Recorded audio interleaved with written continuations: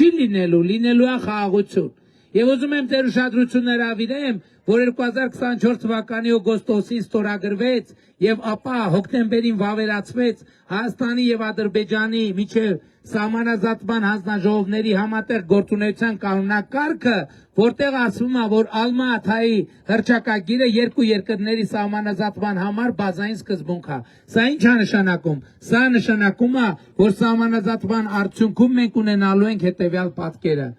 Խորհրդային Հայաստանը ճշգրիտ նույն սահմաններով անկախ Հայաստանն է, Խորհրդային Ադրբեջանը ճշգրիտ նույն սահմաններով անկախ Ադրբեջանն է։ Եվ ես այնչի համար եմ ասում, որովհետև այո, մենք այսօր ունենք տարածքներ, որ մեր վերահսկողության ներքո չի, բայց այդ հարցը դե յուրե արդեն լուծված է եւ ընթացքում սահմանազատման գործընթացում մենք այդ հարցը նաեւ կլուծենք դե ֆակտո եւ սա է այն ամենակարևոր արդյունքներից մեկը, որը մենք այս ընթացքում արձանագրել ենք։